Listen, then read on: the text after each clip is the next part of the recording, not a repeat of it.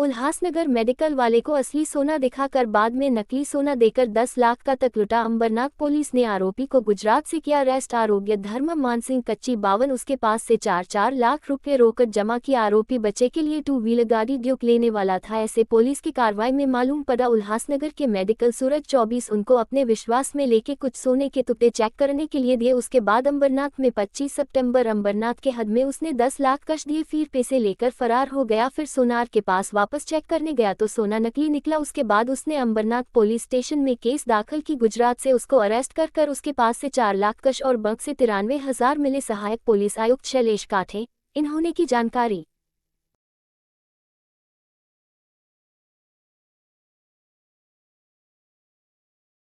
काय नेमकं प्रकरण आहे आणि काय सांगाल संदर्भामध्ये आपण? अंबरनाथ पोलीस स्टेशन येथे दिनांक 27/9/2025 रोजी सदरचा गुन्हा घडलेला आहे। त्या अनुषंगाने अंबरनाथ पोलीस स्टेशनला 814/25 भारतीय न्याय संहिता कलम 318(4) प्रमाणे गुन्हा दाखल आहे। यामध्ये फिर्यादी सूरज शंकरलाल शामनानी यांना आरोपींनी एक सोन्याचा तुकडा दाखवून या प्रकारचं सोनं आपल्याला आम्ही देतो, तुम्ही आम्हाला पैसे द्या, अशा पद्धतीची एक बतावणी केली आणि त्यांनी जो सोन्याचा तुकडा दाखवला होता तो ओरिजिनल सोन्याचा तुकडा दाखवला होता आणि त्यांच्याकडनं 10 लाख रुपये घेऊन त्यांना बनावट सोनं दिलेलं होतं।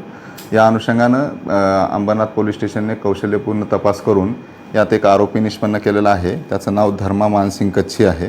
त्याला आपण गुजरातमधून ताब्यात घेऊन त्यांच्याकडनं आपण जवळजवळ 4 लाख रुपयाची रोख रक्कम आपण जप्त केलेली आहे। त्याचबरोबर आरोपीचं अकाउंट फ्रीज करण्यात आलेलं आहे। त्यामध्ये आपल्याला 93,000ची एक रक्कम आपल्याला त्यात फ्रीज झालेली आहे। त्याचबरोबर जे सोनं त्यांनी आपल्या यांना दिलेलं होतं फिर्यादीला, ते सोनंसुद्धा आपण जप्त केलेलं आहे। आणि त्याचबरोबर आरोपीचा मुलगा जो आहे यांना याच पैशातून 2,20,000ची एक KTM ड्यूक ही मोटरसायकल खरेदी केली होती। ती मोटरसायकल निष्पन्न केलेली आहे। आपण ती थोड्याच दिवसामध्ये ती आपण जप्त करूयात। त्याचबरोबर या गुन्ह्यामध्ये त्या आरोपीच्या मुलाचा सुद्धा सहभाग निष्पन्न झाल्याने आपण त्याला सुद्धा आरोपी बनवलेला आहे। या प्रकरणात या आधी या लोकांनी असा प्रकार केला आहे का आणि यामागे काही रॅकेट असल्याची माहिती आहे? यापूर्वी सदर आरोपीवर 2 गुन्हे दाखल आहेत आणि यापूर्वी जे 2 गुन्हे आहेत त्या गुन्ह्यांची या गुन्ह्यासोबत काही लिंकिंग लागते का ते सुद्धा आम्ही तपासत आहोत।